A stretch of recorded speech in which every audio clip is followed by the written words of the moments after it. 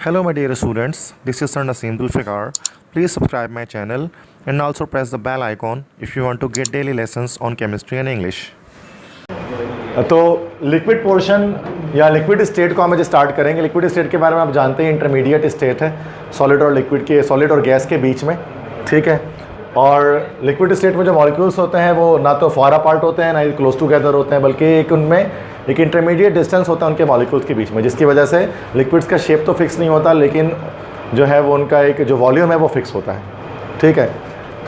तो जब हम लिक्विड्स की बात करें, लिक्विड्स के बिहेवियर में फर्स्ट हम बिहेवियर डिस्कस करेंगे diffusion in liquids.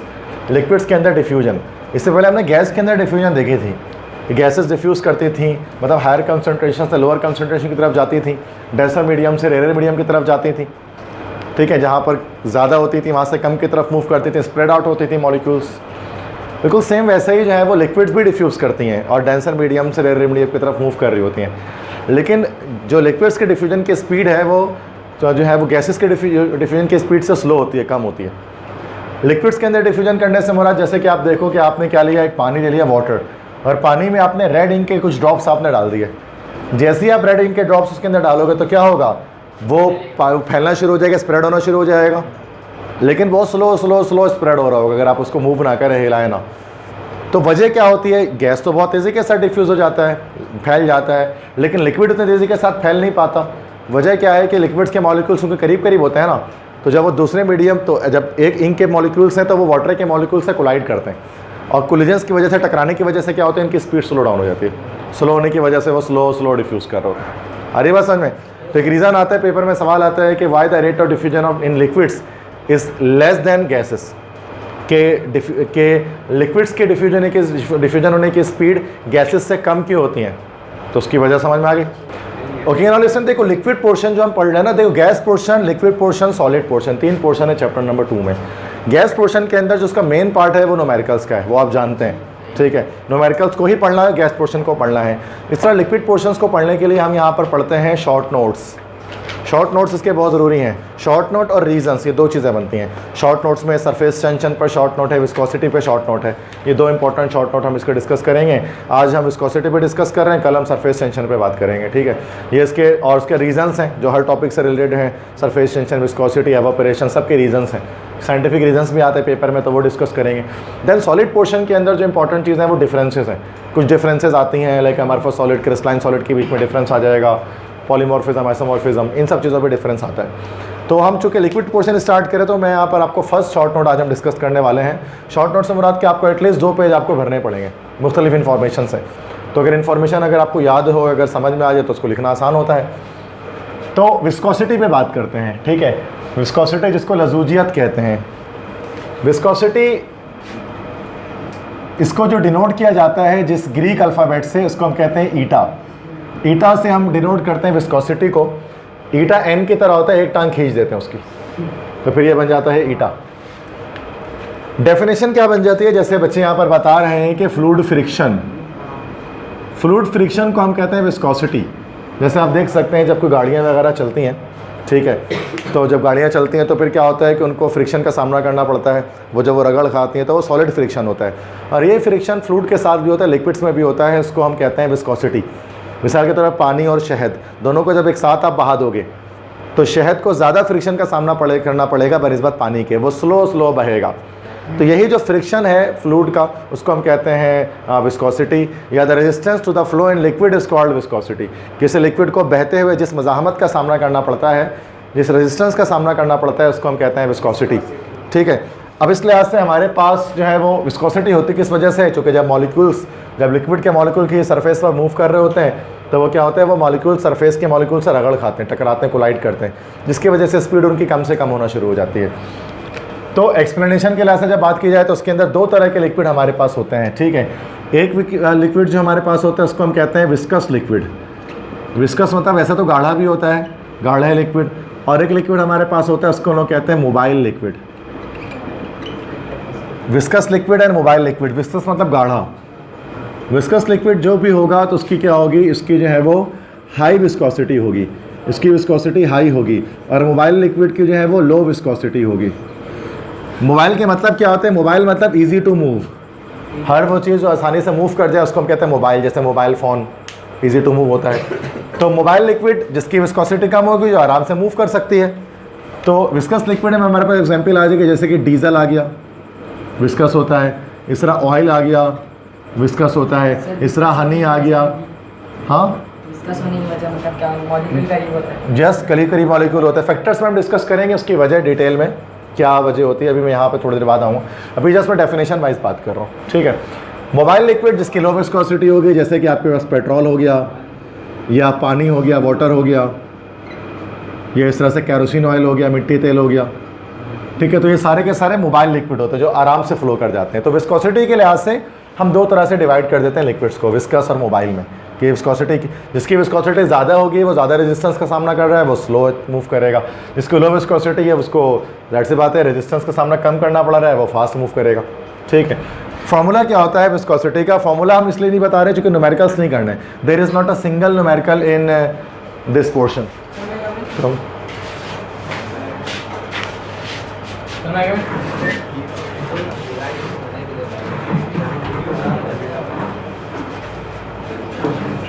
There is not a single numerical in this portion.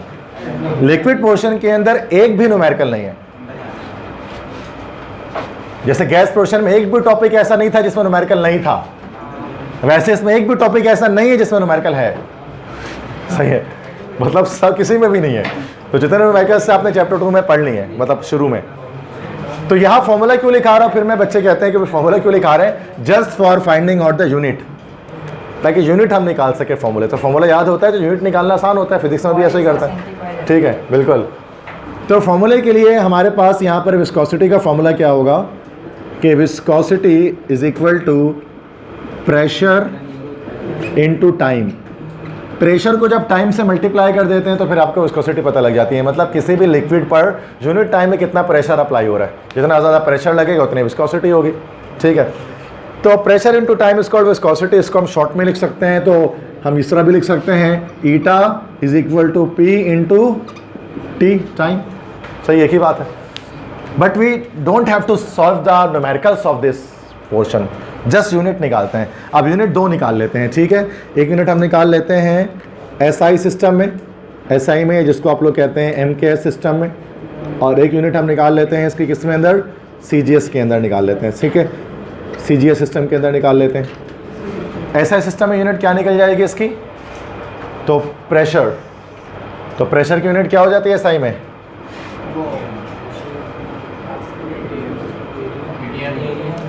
ATM तो नहीं होती है, एटीएम तो केमिकल यूनिट है, पास्कल होती है, ठीक है। पास्कल, और टाइम की क्या हो जाएगी, तो पास्कल सेकंड इसकी एसआई सिस्टम में यूनिट हो गई, ठीक है। और अगर हम सीजीएस में बात करेंगे, नहीं, सीजीएस में एटीएम नहीं होती, एटीएम केमिकल यूनिट्स में होती है। सीजीएस सिस्टम के अंदर प्रेशर की यूनिट, याद रखो सीजीएस में प्रेशर की यूनिट कोई स्पेसिफिक नेम के साथ नहीं है। जैसे मिसाल के तौर पे ये पास्कल है, पास्कल हम किलोग्राम मीटर पर सेकंड स्क्वायर बोलते हैं ना, मतलब सॉरी ये पास्कल अगर हम कह देंगे तो ये आपका हो जाएगा न्यूटन पर मीटर स्क्वायर, है ना। तो न्यूटन पर मीटर स्क्वायर मतलब force per unit area, Newton पर मीटर स्क्वायर ही पास्कल कहलाता है फिजिक्स के अंदर। बिल्कुल इस तरह से इसका कोई पास्कल जैसा कोई वर्ड नहीं है, हमें न्यूटन पर मीटर स्क्वायर के लिहाज से, फोर्स पर यूनिट एरिया के लिहाज से करना पड़ेगा। तो फोर्स की यूनिट क्या होती है सीजीएस के अंदर? नहीं, वो तो एसआई में होती है।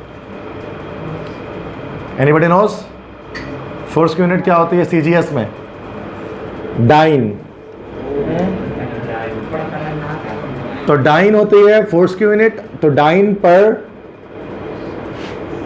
Centimetre square into second. तो डाइन पर सेंटीमीटर स्क्वायर इंटू सेकंड, ये सीजीएस सिस्टम में यूनिट उसकी निकल गई, ठीक है। इसी को चाहिए, बहुत बड़ा नाम है, डाइन पर सेंटीमीटर स्क्वायर इंटू सेकंड। इसी को शॉर्टकट में हम लोग बोल लेते हैं क्या, पॉइस। एक साइंटिस्ट था पॉइजल के नाम से, उसके नाम पर है ये। तो इसी को हम शॉर्टकट में हम कहते हैं ये एक डाइन पर सेंटीमीटर स्क्वायर इंटू सेकंड बराबर होता है 1 पॉइस के। लेकिन पॉइस चूंकि एक बहुत बड़ी यूनिट है तो पॉइस हम ये नहीं इस्तेमाल करते हैं, पॉइस की जगह इसकी छोटी यूनिट यूज़ करते हैं। एक पॉइस बराबर होता है 100 सेंटी पॉइस के, और ये बराबर होता है 1000 किसके, मिली पॉइस के। तो ज़्यादातर सेंटी पॉइस और मिली पॉइस यूज़ किया जाता है, बिकॉज पॉइस इटसेल्फ एक बिग यूनिट है, बड़े यूनिट है जिसका इस्तेमाल नहीं किया जाता। इंस्ट्रूमेंट क्या इस्तेमाल करते हैं पॉइस को, मतलब इसको यूज़ करने के लिए इंस्ट्रूमेंट पहले तो हम देख लें। इंस्ट्रूमेंट इसके लिए यूज होता है विस्कोमीटर। विस्कोमीटर एक आला है जिसके ज़रिए हम किसी भी लिक्विड की विस्कोसिटी को कैलकुलेट कर सकते हैं। इस्तेमाल कहाँ होता है इसको, फिर विस्कोसिटी को मालूम करके फ़ायदा क्या होता है, इसको हम इस्तेमाल करते हैं मोटर ऑयल ग्रेडिंग के अंदर। मोटर ऑयल ग्रेडिंग में आपने कभी देखा होगा ना कि मोटर ऑयल की ग्रेडिंग विस्कोसिटी की बुनियाद पर की जाती है। जैसे इंजन ऑयल जिसको हम कहते हैं जनरेटर में या बाइक में जो डालते हैं, उसकी गाढ़ेपन से अंदाज़ा होता है कि उसकी जो है वो क्वालिटी का, सही बात है ना। तो जितना ज़्यादा वो पतला होगा उतना ज़्यादा वो सही नहीं होगा, ख़राब होगा। चेक करते हैं ना, जब हम चेक करते हैं, जब जनरेटर में ऑयल चल जाता है, वो चेक करना है कि ऑयल जो है वो सही है कि नहीं है।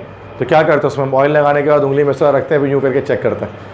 अगर उसमें जो है वो, अगर उसमें लस मौजूद है, अगर लस मौजूद है, उसका मतलब ये हो गया कि वो जो है वो बेहतर है, चल सकता है। बोलते हैं यार, बोलते हैं 1 हफ्ता और चला देंगे, 10 दिन और चल जाएगा। और जब देखते हैं बिल्कुल नहीं चिपक रहा था, भाई फ़ौरन से चेंज करो, ऑयल जल गया, ख़राब हो गया। और नहीं चलाते रहोगे तो इंजन सीज हो जाएगा। बाइक में ऐसे ही होता है ना, कार में। तो विस्कोसिटी से पता लगता है हमें motor oil grading, motor oil के बारे में कि उसकी क्वालिटी कितनी है। तो इस तरह से जब आप कोई लेने जाओगे ना, कोई भी कंपनी का जब ऑयल लेने जाओगे तो उसको पीछे चेक करो, उसमें लिखा होता है सेंटीपॉइजल मिलीपॉइजल, सीपी लिखा होता है उसके अंदर, सेंटीपॉइस मिलीपॉइस, 40 सेंटीपॉइस, 50 सेंटीपॉइस। तो वो कोड वर्ड में बोल रहे होते हैं वो, है ना। किसी दुकान में जाओगे ऑयल वाले के, वो बोलते हैं 40, 50, 50, 55, 55, 60 ऐसे बोल रहे होते हैं वो। तो वो असल में सेंटीपॉइस मिलीपॉइस बोल रहे होते हैं वो उनको पता नहीं होता है क्या है वो, हमें जानते हैं कि विस्कोसिटी की यूनिट है वो, ठीक है। उसी से मोटर ऑयल की ग्रेडिंग होती है। कैल्टेक्स, हेवोलिन अगर आपने लिया, शेल लिया, तो वो ज़्यादा विस्कोसिटी का होगा, उसके पॉइस ज़्यादा होगा। बाकी अगर लो क्वालिटी का, उसका पॉइस कम होगा, समझ गए। तो मोटर ऑयल ग्रेडिंग एमसीक्यूज़ में पूछेंगे आपसे, आप बताना कि क्यों इस्तेमाल करते हैं विस्कोसिटी को मोटर ऑयल ग्रेडिंग के लिए। फैक्टर्स में हम क्या डिस्कस करेंगे, कब विस्कोसिटी ज़्यादा और कब कम होती है। जैसे कि अब्दुल अहद ने सवाल किया कि हमें कैसे पता लगेगा कि इसकी ज़्यादा और इसकी कम है। तो डिटेल में जब हम डिस्कस करेंगे तो यहाँ पे मैं फैक्टर्स आपको बताऊंगा। 2 फैक्टर्स हैं कि factors on which viscosity depends, किन फैक्टर्स पर विस्कोसिटी डिपेंड करती है। जो है वो शहद जो है वो इतना ज़्यादा गाढ़ा क्यों है और पानी पतला क्यों है, पेट्रोल उससे भी पतला क्यों है, इसके पीछे कोई ना कोई वजह होगी यकीनन। और हम जस्ट फार्मूला देखकर कैसे बता सकते हैं कि ये विस्कस होगा कि मोबाइल होगा, तो वो हम फैक्टर्स में डिस्कस करते हैं। उसी फैक्टर्स से रिलेटेड क्या होता है, हमारे पास रीजंस बनते हैं पेपर में, ठीक है। तो फैक्टर्स में 2 फैक्टर याद रखना। पहला कि viscosity is inversely proportional to temperature. Viscosity temperature के इन्वर्सली प्रोपोर्शनल है। जितना ज़्यादा टेम्परेचर बढ़ाओगे उतना ज़्यादा विस्कोसिटी कम हो जाएगी। शहद ले लो ना, ठंडा शहद और गर्म शहद, शहद को गर्म करके बहाओगे जल्दी बह जाएगा। टेम्परेचर ज़्यादा होगा तो विस्कोसिटी कम हो जाएगी, फ्लूइड फ्रिक्शन कम से कम होगी। गर्म ठंडा शहद बहाओगे तो स्लो बहेगा, विस्कोसिटी ज़्यादा होगी। वजह क्या होती है कि जब हम किसी भी लिक्विड को हीट करते हैं, हीट करने पर क्या होता है, काइनेटिक एनर्जी बढ़ती है मॉलिक्यूल्स की, जो कि टेम्परेचर और काइनेटिक एनर्जी डायरेक्टली रिलेटेड है एक दूसरे के साथ। तो जब भी हम किसी भी लिक्विड को हीट करते हैं, टेम्परेचर बढ़ता है उसका, काइनेटिक एनर्जी बढ़ती है उसकी, तो मॉलिक्यूल्स दूर दूर जाते हैं। मॉलिक्यूल्स मूव करते हैं ना, फार अपार्ट होता है। जब मॉलिक्यूल दूर जाते हैं तो क्या होता है, फ्रिक्शन नहीं प्रोड्यूस कर होता है ज़मीन में, तो वो तेज़ी से मूव करते हैं। इस वजह से विस्कोसिटी कम हो जाती है। ये इसके रीज़न है इसके पीछे कि क्यों टेम्परेचर बढ़ाने से विस्कोसिटी कम होती है। अब दूसरी बात, तो ये तो समझ में आ गया होगा आपको, ईजी चीज़ है। अब थोड़ा सा टिपिकल अब मैं बात कर रहा हूँ कि viscosity is directly proportional to intermolecular force. Intermolecular force के डायरेक्टली प्रोपोर्शनल होती है। Now what is intermolecular force? ये जो टॉपिक है इंटरमॉलिक्यूलर फोर्स का, ये हमारा जो है वो चैप्टर 4 से रिलेटेड टॉपिक है, ठीक है। फर्स्ट ईयर के चैप्टर 4 से रिलेटेड टॉपिक है। 9th क्लास में भी केमिकल बॉन्डिंग पढ़ा था वहाँ से। तो भी मैं अब इसके बारे में बताऊँगा, पहले यहाँ तक लिख लेते हैं, उसके बाद आगे डिस्कस करते हैं। अच्छा, नाउ फैक्टर्स के बारे में मैं बता रहा था कि सबसे पहले चीज़ तो ये कि विस्कोसिटी टेम्परेचर के इन्वर्सली प्रोपोर्शनल, ये आसान बात है समझने की। अब इंटरमॉलिक्यूलर फोर्स के डायरेक्टली प्रोपोर्शनल है। इंटरमॉलिक्यूलर फोर्स क्या होती है, देखो 9th क्लास में हमने डिस्कस किया है केमिकल बॉन्डिंग का एक चैप्टर। बहुत सारे स्टूडेंट्स यहाँ पर थे जिनसे डिस्कस किया था, कुछ नहीं भी थे, ठीक है। तो अभी मैं कंप्लीट बॉन्डिंग नहीं सिखाने वाला आपको, वो चैप्टर 4 में फर्स्ट ईयर में, ठीक है। केमिकल बॉन्ड अगर आपने देखा ना, 8 चैप्टर में से चौथा चैप्टर जो आपका है वो केमिकल बॉन्ड है। तो अभी मैं थोड़ा सा आपको बॉन्डिंग बता रहा हूँ जिससे आपका वो टॉपिक क्लियर हो जाएगा, ठीक है।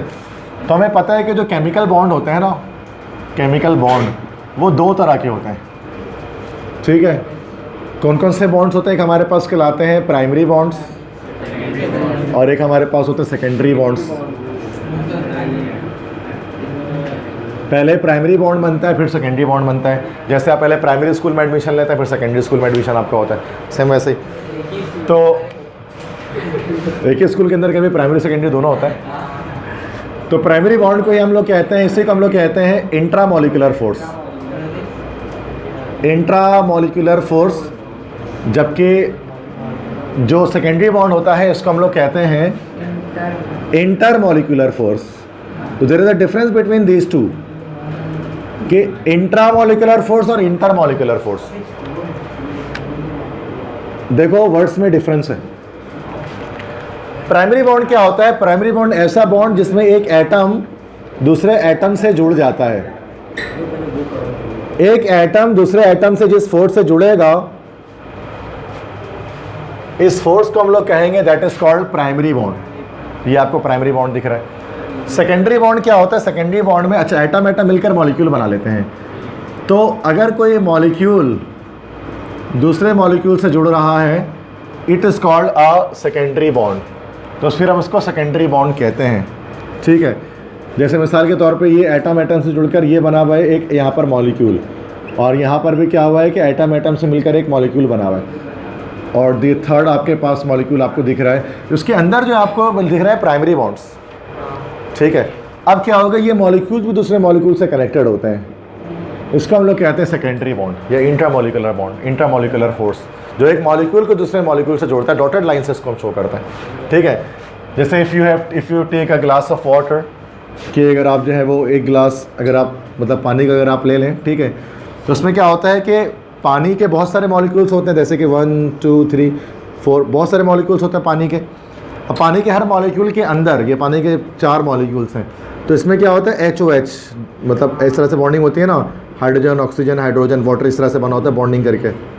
ठीक है, तो ये जो अंदर आपको दिख रहे हैं ना, दीज आर प्राइमरी बॉन्ड्स। अब पानी के हर मॉलिक्यूल भी दूसरे मॉलिक्यूल से जुड़े हुए होते हैं ना, ये से जुड़ा हुआ है, ये से जुड़ा हुआ है, ये से जुड़ा हुआ है, दिस इज सेकेंडरी बॉन्ड या इंट्रामोलिकुलर बॉन्ड जिसको हम कहते हैं। ठीक है, क्लियर हो गया हो? तो प्राइमरी बॉन्ड्स में तो हमारे पास अलग अलग तरह के हम बॉन्ड पढ़ते हैं। इसमें जो सबसे स्ट्रॉन्गेस्ट होता है वो आयोनिक बॉन्ड होता है। उसके बाद जो होता है वो आपके पास होता है कौन सा, कोवलेंट बॉन्ड। उसके बाद जो होता है आपके पास कोऑर्डिनेट कोवलेंट बॉन्ड, इसको डेटिव बॉन्ड भी कहते हैं। ठीक है, ये तो इंट्रामोलिकुलर फोर्सेस हैं, प्राइमरी बॉन्ड्स हैं। और एक हमारे पास सेकेंडरी बॉन्ड्स होते हैं, इंट्रामोलिकुलर फोर्सेस। उसमें भी हमारे पास 3 यहाँ पर हम डिस्कस कर रहे हैं। ठीक है, 3 इंट्रामोलिकुलर फोर्सेस डिस्कस कर रहे हैं। सबसे पहले जो सबसे स्ट्रॉन्गेस्ट इसके अंदर होता है, this is called hydrogen bond, ये स्ट्रॉन्गेस्ट है। ठीक है, उसके बाद होता है हमारे पास dipole dipole force, 9th class में पढ़ा होगा। डायपोल डायपोल फोर्स, 2 बार डायपोल लिखा होता है। ठीक है, और थर्ड हमारे पास होता है लंदन फोर्स।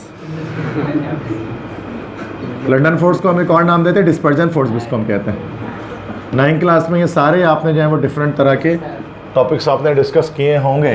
तो यहाँ पर जो हाइड्रोजन बॉन्ड है, ये याद रखें कि ये पूरा चैप्टर 4 है। मैं थोड़ा सा सिर्फ आपको झलक दे रहा हूँ उसका, वरना बहुत डिटेल है ये पूरा। और डिस्पर्जन फोर्स जो है वो आपका this is the weakest one, ये सबसे वीकेस्ट होता है, सबसे कमज़ोर तरीन होता है। और डायपोल डायपोल इंटरमीडिएट होता है। ठीक है, तो हाइड्रोजन कैसे पता लगा है किस मॉलिक्यूल में हाइड्रोजन बॉन्ड है, किस मॉलिक्यूल में डायपोल डायपोल है, किस में लंदन फोर्स है। ठीक है, इसके लिए सिंपल तरीका होता है। मेटेलिक बॉन्ड भी होता है, लेकिन मैं उसमें यहाँ डिस्कस नहीं कर रहा। वो इस हाइड्रोजन बॉन्ड से भी ज़्यादा स्ट्रॉन्ग होता है, उसके टॉप पर होता है, सबसे ज़्यादा स्ट्रॉन्ग होता है। लेकिन यहाँ फिलहाल उसके लिक्विड्स के अंदर उसके डिस्कशन नहीं करते। चलो कर देते हैं, लिख देते हैं यहाँ पर एक्सेप्शन में, तो तूने बोल दिया तो मेटेलिक बॉन्ड। ठीक है, मेटेलिक बॉन्ड सबसे स्ट्रॉन्ग होता है, बट उसका जिक्र कम कम किया जाता है जगहों पर, ज़्यादा जिक्र नहीं करते उसका। ठीक है, 4 पढ़े थे 9th क्लास में, तो हाँ याद है उसे, अभी तक याद है। तो मेटेलिक बॉन्ड की जब हम बात करेंगे, तो मेटेलिक बॉन्ड सिर्फ एक लिक्विड के अंदर होता है बस, और किसी लिक्विड में नहीं होता। मेटल्स के अंदर होता है, और मेटल्स में लिक्विड हमारे पास सिर्फ एक है, वो क्या है, Hg, मरकरी। तो मर्क्यूरी के अंदर जो है वो हमारे पास मेटेलिक बॉन्डिंग हुई भी है, मेटेलिक बॉन्ड, बस और कोई नहीं है, मर्क्यूरी है। अब हाइड्रोजन बॉन्ड कैसे पहचानते हैं हाइड्रोजन बॉन्ड को? तो याद रखो, बच्चे कहते हैं सर हाइड्रोजन जिसमें आ गया वो हाइड्रोजन बॉन्ड है, तो ऐसा नहीं है। अगर हाइड्रोजन, एक तरफ हाइड्रोजन हो और दूसरी तरफ कोई हाईली इलेक्ट्रोनेगेटिव एलिमेंट उसके साथ मौजूद हो, हाईली इलेक्ट्रोनेगेटिव एलिमेंट में फोन होता है। ठीक है, FON, फोन। अगर उसकी तरफ फोन मौजूद है, मतलब फ्लोरीन, ऑक्सीजन या नाइट्रोजन में से कोई एक, तभी हाइड्रोजन बॉन्डिंग पॉसिबल होगी, वरना नहीं होगी। ठीक है, मिसाल के तौर पे अगर हम यहाँ कंपाउंड्स की बात करें, तो H और F मिलकर HF, या तो HF हाइड्रोजन फ्लोराइड, इसमें हाइड्रोजन बॉन्डिंग है, या H2O वाटर के अंदर भी हाइड्रोजन बॉन्डिंग होगी। ठीक है, या फिर N और H मिलकर क्या बनाएगा, NH3 अमोनिया, इनके अंदर हाइड्रोजन बॉन्डिंग होगी। ठीक है, बाकी कंपाउंड्स में नहीं होती हाइड्रोजन बॉन्डिंग, मतलब इसी तरह के कंपाउंड्स में से होती है जब हाइड्रोजन फ्लोरीन ऑक्सीजन या नाइट्रोजन में से किसी एक के साथ जुड़ जाता है।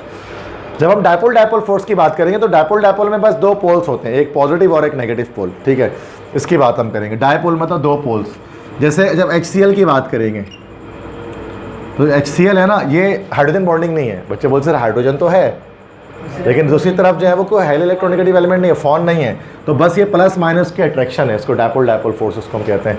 इस तरह से यही चीज़ HBr में हो जाएगा, हाइड्रोजन ब्रोमाइड में, यही चीज़ HI में हो जाएगा, इन सब में नहीं हाइड्रोजन बॉन्डिंग। क्या कोवलेंट है ये? मैं इसके एटम टू एटम इंटरेक्शन की बात कर रहा हूँ, मॉलिक्यूल टू मॉलिक्यूल इंटरेक्शन, ये तो कोवलेंट ही बना हुआ है इसके अंदर है, मैं बात कर रहा हूँ ये बाहर से। ठीक है, दो HCl जुड़ेंगे। लंदन फोर्सेस की बात करें, इसको समझने का सिंपल तरीका है होमोडायटॉमिक मॉलिक्यूल्स। जो होमोडायटॉमिक मॉलिक्यूल्स होते हैं वो जुड़ते हैं आपके लंदन फोर्सेस से। ठीक है, और होमोडायटॉमिक मॉलिक्यूल्स आप सब जानते हैं, दैट इज़ कि आपका Cl2 हो गया, O2 हो गया, F2 हो गया, N2 हो गया, एट्सेट्रा। सही है, तो अभी हमने समझ गए कि आखिरकार ये चारों तरह के बॉन्डिंग कहाँ होते हैं। मेटेलिक बॉन्ड किस में होता है, हाइड्रोजन बॉन्ड किस में होता है, इस तरह से डायपोल डायपोल फोर्सेस किस में होते हैं, लंदन फोर्सेस किस में होते हैं, डिस्पर्जन फोर्सेस किस में होते हैं। ठीक है, तो मेटेलिक बॉन्ड सिर्फ और सिर्फ जो है वो मरकरी में होता है, हाइड्रोजन बॉन्ड वाटर में होता है, अमोनिया में होता है, HF में होता है, dipole dipole force HCl, HF, HBr, HI मतलब इन सब में होता है। ठीक है, इस तरह से लंदन फोर्सेस, डिस्पर्जन फोर्सेस जो है वो होमोडायटॉमिक मॉलिक्यूल्स के बीच में होते हैं, जैसे कि क्लोरीन, ऑक्सीजन, नाइट्रोजन, फ्लोरीन। ठीक है, तो अब यहाँ पर जब हम आते हैं तो यहाँ पर क्या लिखा हुआ है कि जितना ज़्यादा इंट्रामोलिकुलर फोर्स होगा उतनी ज़्यादा विस्कोसिटी होगी। देखो इंट्रामोलिकुलर फोर्स जब स्ट्रॉन्ग होगा ना, मिसाल के तौर पे सबसे जो पहले यहाँ पर हम लिख देते हैं कि सबसे स्ट्रॉन्ग जो आपके पास है, लेट से आप लिख ही दिया है तो मेटेलिक बॉन्ड लिख देते हैं। मेटेलिक बॉन्ड के बाद क्या हो गया, हाइड्रोजन बॉन्ड ज़्यादा स्ट्रॉन्ग है, और हाइड्रोजन की बॉन्ड के बाद क्या हो गया, डायपोल डायपोल फोर्स ज़्यादा स्ट्रॉन्ग है। उसके बाद फिर क्या हो गया, लंदन फोर्सेस या डिस्पर्जन फोर्सेस ज़्यादा स्ट्रॉन्ग है। ठीक है, तो ये आपके पास चार तरह के हमारे पास जो है फोर्सेस हैं। ठीक है, इसका मतलब मरकरी की जो वो विस्कोसिटी होगी वो सबसे ज़्यादा होगी, उसके बाद जैसे कि H2O की होगी, उसके बाद HCl की होगी, उसके बाद O2 की होगी, ऐसे ही चलेगा ना भाई। मतलब समझ गया मेरी बात को। अब हम बहुत सारे क्वेश्चंस इस पर हम अटेम्प्ट कर सकते हैं इस तरह से देखा जाए तो।